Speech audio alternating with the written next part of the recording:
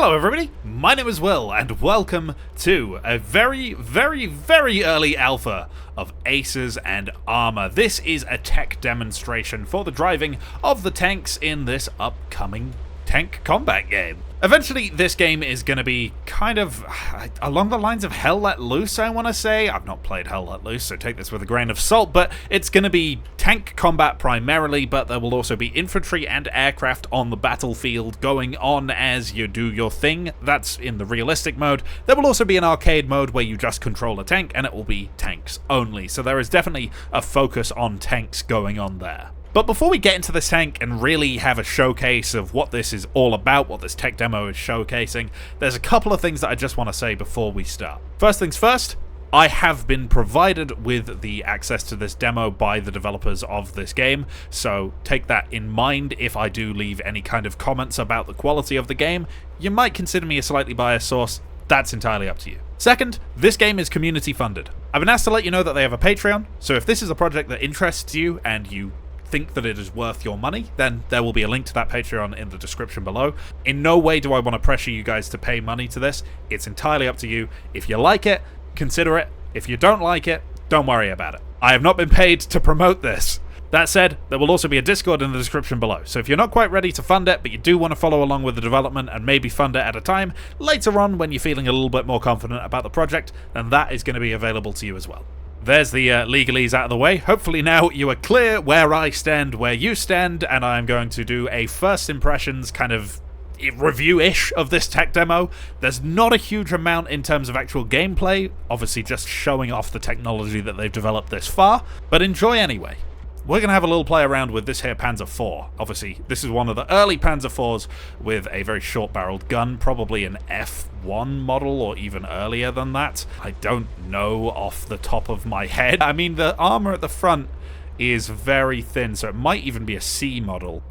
I'm sure somebody can identify the model of this Panzer IV, because I'm not that much of a wizard. But yeah, something really cool about this game, which I would like to kind of bring to your attention as we go about, is that the driving of the tank isn't as simple as just, pressing W, pressing A and D to go. We actually have, if you look at the bottom left of the screen right now, we have brakes and clutches, which we have to take into consideration of. So tanks, as such as the Panzer IV, use clutch braking in order to turn. They only have one gearbox, and then they use the clutch and the brakes to adjust the speed of the two tracks, and that allows them to turn. So you can see if I hold A here, that CL, which is clutch left, will fill up, and then after that's filled up, BL, or brake left, will fill up. Now I can hold Q to release that afterwards. So it's quite a lot more complex than you would think when you first look at it. But before we start driving this tank, I think it's probably pertinent that we just have a quick look around. So a bunch of stuff on this tank is interactable. So for one, you can see here we can close this hatch. We can even open this little hatch on top, and now we just got our head sticking out. There's some funky depth of field going on. I wish there was a settings menu, but if you press escape at the moment, it just closes the game, because obviously very early tech demo. If I open this back up, we can hold H and you can see a bunch of different areas that you can go to. So if this one's a little bit challenging, if I click that and then, oh, there we go, managed to get down. We can close up the tank behind us, and now we can also lock the hatch. So I'm clicking here to open the thing, and it ain't budging because there's locks and everything, which I imagine once you're actually playing with infantry, that's going to be quite important to make sure that you don't just have infantry opening your hatch and shooting down on you. Here we can open this little vision port at the front by clicking there, and then you can right-click to actually peer out. This, gives you a pretty reasonable view, but obviously it's going to be a bit of a weak spot. On the side here, you've got these armored slits. Now, for some reason, depth of field doesn't like this little magnification or armored glass or whatever that is, but if we take that off, you can see you can just about see through that vision slit, but we can also just open that up and we get quite a lot of a better view. I can imagine the intercommunication between infantry and tanks once this game actually gets to that point is going to be really interesting. Down here we can see the pedals and the gearbox and the clutch and stuff. If you press H, you can see a lot more information about the individual parts as you look at them. So here you can see that's the transmission, here is the brake drum. Not everything has information. Like if you hover over these pedals at the moment, you can see it doesn't say like accelerator pedal or whatever, but these are animated. So as I depress the throttle, you can see that that actually happens. I can press the quick brake, that's gonna close both of the brakes on both sides, and that depresses that pedal, and then space is a little bit of clutch slip, presumably to help you on difficult terrain, and that depresses that pedal. Also, these levers move as you adjust A and Q and whatever keys. But yeah, you can see how many of these different little ports are all detailed up, and you can play around with them and have a little play.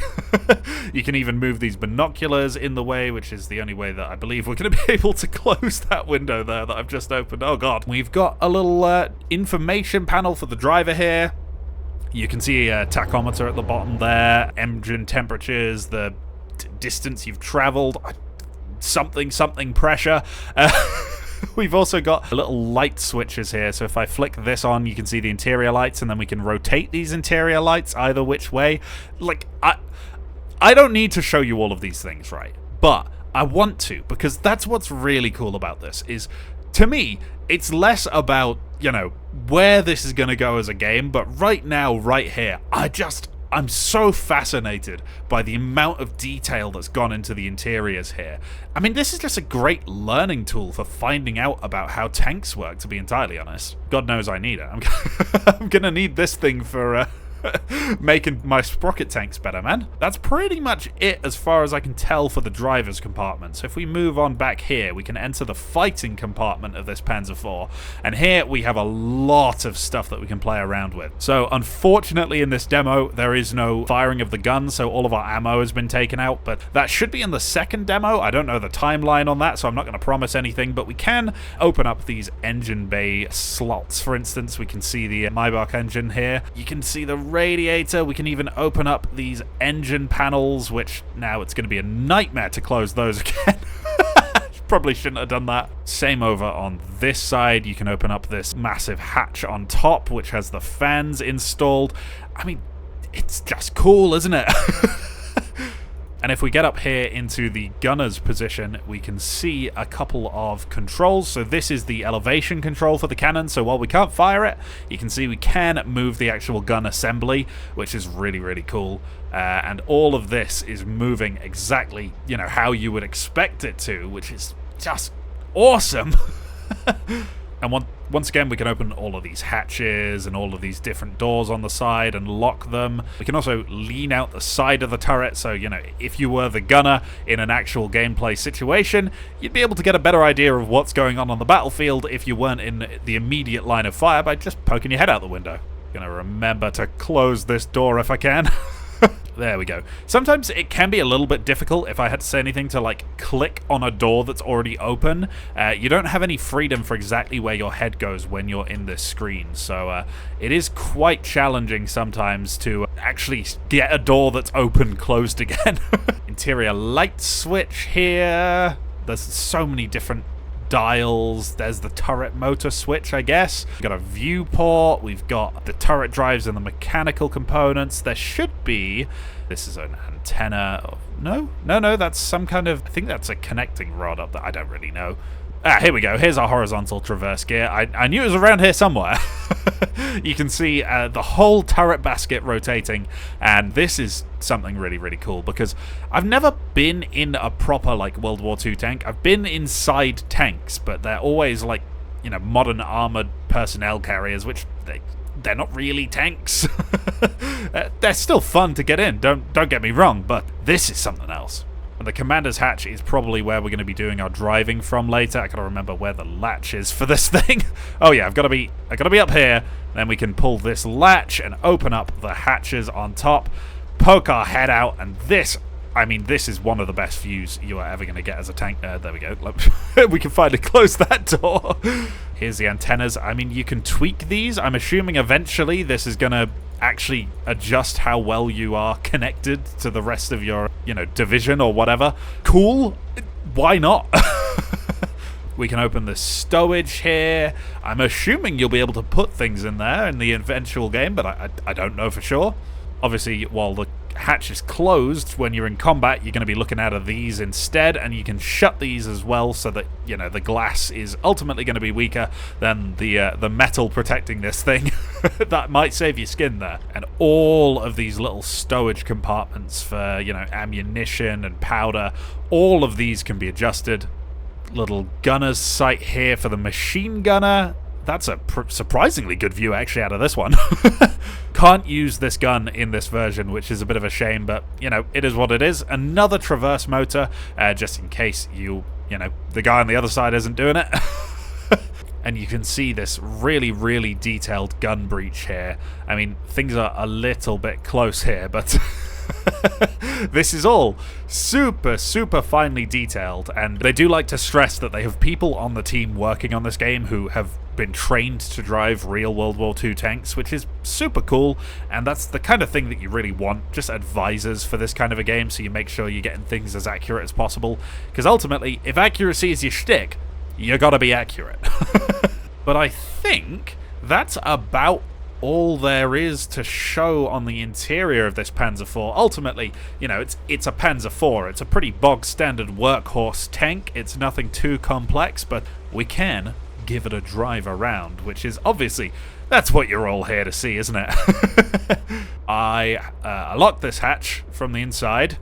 I've locked myself out of my Panzer. No! Currently, I don't think I can climb on the back to get in the commander's hatch. Oh, no, I can. If I hit... There we go. I thought I'd completely locked myself out of my tank there. Nope, we're good. Alright, so, in order to drive this here Panzer IV, we got to give it some throttle. You can hear the engine clicking into gear, and then when we hit shift, we're going to clutch up into first gear. And you can see, quite easy, we're moving along. Obviously, very, very low speed. This is just first gear. We can turn by slipping the right clutch, and obviously that same with the left clutch. We can also turn on the brake to get a really, really, really tight turn. We're basically going to turn on the spot. It's not quite neutral steering, but it's pretty close, and then it does take a second to get back, which is one of the things I struggle most with when driving this tank. And we have a 6-speed gearbox in this, so we can go quite a lot quicker than this, but we do need to let the revs build up in each gear so that we don't stall out the engine. I don't know if you can stall out the engine in this build. I don't think I have yet, which is a good sign. But you can really start building up some speed once you get to 5th and 6th gear here, but we are going uphill, so we're probably not going to get to 6th gear till we get over the crest of this hill. And here you can see, I mean, I'm probably going to absolutely burn out the brakes if this was real life, but we'll just ride the brakes while we're going around these long bends, just to keep things moving a little bit more. You can see, obviously, this game built in Unreal Engine. It is obviously a good-looking engine. Everyone knows that Unreal looks good, so I have no qualms with the graphics of the game, and I am sliding down a hill. I've managed to gear down into first. If we what's alt? There we go. Quick brake. There we go. Now we can go back up the hill. I'm not very good at driving tanks. All right, hill. You're not going to defeat me. I can drive a tank up a hill. Right, down into second gear. Keep the revs up if we can. There we go. Okay. It's not easy, this driving a tank malarkey, honestly. I think we can shift up to third here, and as we get over this hill, we should be able to get her up into 5th and 6th gear. I can't imagine we're going to have too many problems. There's a little bit of a raise here, so we might have to drop back down to 4th, but if we hit 5th gear here, we might be able to get our momentum high enough to roll over the top. No, I think we're going to shift down just to be safe. But here, I mean, it's going to be a little bit, risky. But we can definitely get the speed up. Come on! Uh-oh! I'm going to stall it out. No! Second gear, throttle up. There we go. Okay. I promise we're going to get some speed going. I can drive a tank. I was doing this for like an hour yesterday just to learn how to drive this thing. And I'm still making an absolute mess of it. Come on, we can do this hill. You got to be really careful that you don't accidentally drop into the brakes when you're going uphill, especially when you're in higher gears, because the clutch doesn't stall out your engine, the brakes absolutely will. Okay, come on. 5th gear. You can do it. I believe in you. I believe in you. Oh, the revs are dropping. No, we're going back up. We're going back up. I just need a little bit more flat terrain. That's what I need. I really want to get this into top gear for you. There we go. There we go. We're in 6th gear just for a moment. Drop it down to 4th probably. Can we make it to the top? No, 3rd gear. Oh, we're going to go to 2nd gear. Okay. Oh, I'm so bad at this. Obviously, once you guys get your hands on this game, there's going to be a lot of you driving tanks much better than I am. I am also intrigued how they're going to pull off, tanks that don't have clutch steering. Ultimately, a lot of later war tanks did start having twin transmission gearboxes. I think the Centurion had it, stuff like that. So if we do get to those kind of slightly more modern tanks, I'm wondering how that's going to play with the current control methods. Here we go. I think we should get a decent run in 6th gear here. So you can see we are building up a fair amount of speed in this Panzer IV. Ultimately, we might stall ourselves out a bit, but yeah, good enough. Not the fastest tank in the war, but definitely not bad either. And ooh, I kind of like that dirt trail back there. Let me just reverse. Look at this. Yeah. Oh god. We want to turn that way. There we go. And then shift up. Oh, I'm making such a meal of this. First gear. Here we go. Let's go on this little dirt trail if we can. Straighten up. Get some speed going. Oh, this is giving me like I'm going to get ambushed and killed kind of energy. And that's a good energy. Honestly, what I wouldn't give to get a ride in a Panzer IV down a dirt road like this in real life. that would be one hell of an experience. This is just... I'm speechless because it's such a... You feel so much more connected to the tank than you do in a game like War Thunder, where it's just, W, A, S, and D to move around. And hopefully, you guys will be able to get your hands on a tech demo of this at some point to have a play around, because it's definitely worth a go. That obviously might be locked behind their Patreon, but as they are entirely a community-funded game, without those patrons, they're not going to get any development. So they do rely on that, so I don't blame them for, locking these kind of things behind those walls. Ultimately, you've got to do what you've got to do.